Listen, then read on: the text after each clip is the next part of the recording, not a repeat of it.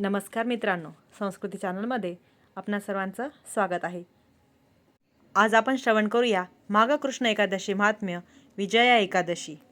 श्री गणेशाय नमः. युधिष्ठिर म्हणाला, श्रीकृष्णा, वासुदेवा, तू दयेचा सागर आहेस. तुझ्या कृपेनेच आम्हा सर्वांना श्रवणाचे भाग्य लाभले आहे. आता माघ मासातील कृष्ण पक्षात कोणती एकादशी येते, तिचा व्रतप्रभाव काय आहे, महात्म्य काय आहे, याविषयी विस्ताराने सांग.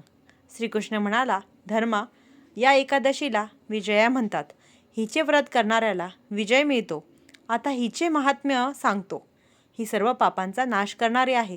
पूर्वी नारदाने ब्रह्मदेवाला हिच्याविषयी विचारले असता तो म्हणाला, मुने, विजया एकादशीचे व्रत फार प्राचीन आहे. हे मी आजपर्यंत कोणालाही सांगितले नाही, पण तुझ्या मनात याविषयी जाणून घेण्याची उत्सुकता आहे म्हणून कथारूपाने विशद करतो. प्रभू रामचंद्र सीता आणि लक्ष्मणासह 14 वर्षे वनवासात गेले होते. ते पंचवटीत राहत असताना त्यांच्यावर मोठे संकट आले. त्यांची तपस्विनी पत्नी रावणाने हरण करून नेली. ते मुक्कामी आले तेव्हा ती तेथे नाही असे पाहून त्यांच्या मनात नाना प्रकारच्या शंका कुशंका येऊ लागल्या. तिच्या वियोगाने ते अतिशय दुःखी झाले, अस्वस्थ झाले. त्यांना वारंवार मूर्छा येऊ लागली. ते दुःखी विमनस्क अवस्थेत अरण्यात सर्वत्र हिंडून तिचा शोध घेऊ लागले.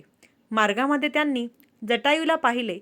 तो मरणोन्मुख अवस्थेत होता. त्याने रामप्रभूंना सीतेला रावणाने पळवून नेले असून तो दक्षिणेकडे गेला आहे.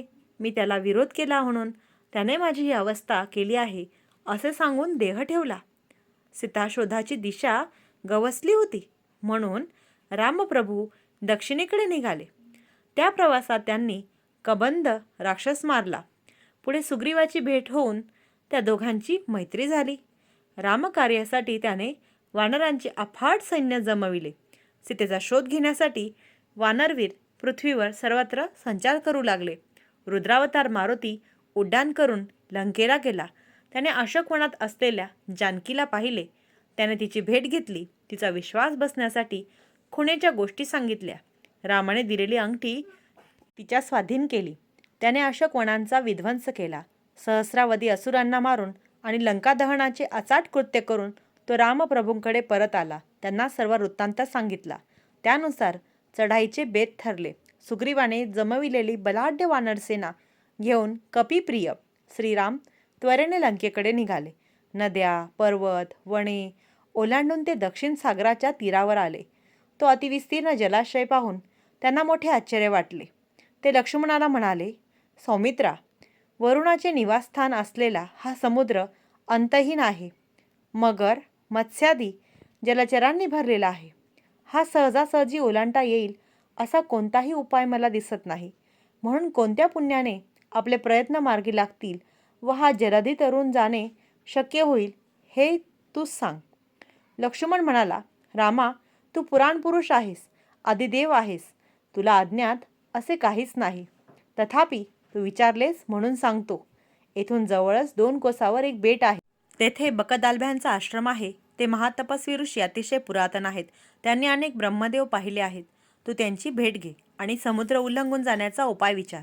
त्याचे शुभवचन ऐकून श्रीरामांना अतिशय प्रसन्न वाटले. ते बकदालभ्यांच्या दर्शनास गेले. त्यांना साष्टांग प्रणिपात केला. राम हा मनुष्यरूपातील पुराणपुरुष परमेश्वर आहे हे त्यांनी ओळखले. त्याला क्षेमलिंगन दिले, बसायला आसन दिले, त्याचे उत्तम आदरातिथ्य केले. मग आगमनाचा हेतू विचारला. श्रीराम म्हणाले, विप्रवर्य, मी लंकानगरी जिंकण्यासाठी सैन्यासह येथे आलो आहे. पण समोर अथांग सागर असल्यामुळे माझा मार्ग खुंटला. म्हणूनच मी तुमच्या दर्शनाला आलो आहे. तुम्ही माझ्यावर कृपा करा आणि हा सागर तरून जाण्याचा उपाय सांगा. तुमचे सहाय्य लाभले तरच हे कार्य सिद्धीत जाईल. बकदालभ्य म्हणाले, राघवा, मी तुला एक श्रेष्ठ उपाय सांगतो. माघातील कृष्ण पक्षात जी एकादशी येते तिला विजया एकादशी म्हणतात. तू दृढ भावाने तिचे व्रत कर. त्या पुण्यप्रभावाने तू हा दुस्तर समुद्र तरून जाशील. तू राक्षसांना जिंकशील आणि लंकेवरही विजय मिळवशील. तुझी त्रैलोक्यात मोठी कीर्ती होईल. आता उत्तम फल देणाऱ्या या एकादशीचा विधी सांगतो. दशमी तिथीला व्रतारंभ करावा. त्या दिवशी आपल्या शक्तीनुसार मातीचा, तांब्याचा, चांदीचा किंवा सोन्याचा कलश घ्यावा. तो पाण्याने पूर्ण भरावा.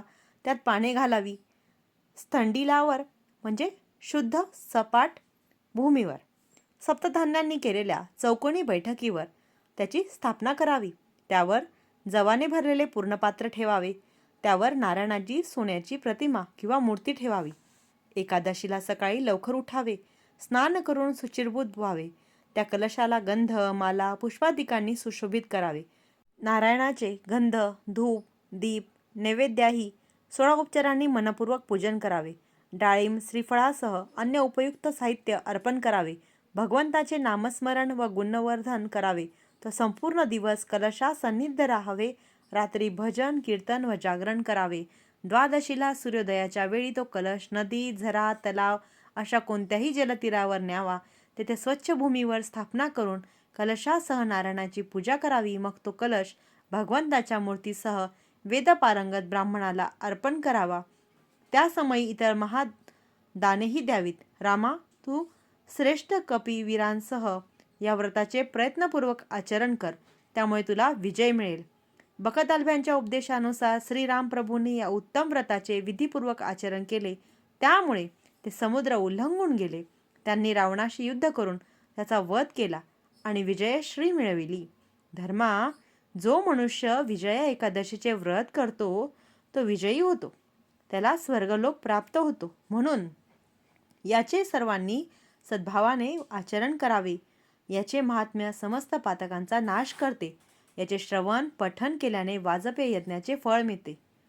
याप्रमाणे श्री स्कंद पुराणातील विजया एकादशीचे महात्म्य पूर्ण झाले. श्रीकृष्णार्पणमस्तु.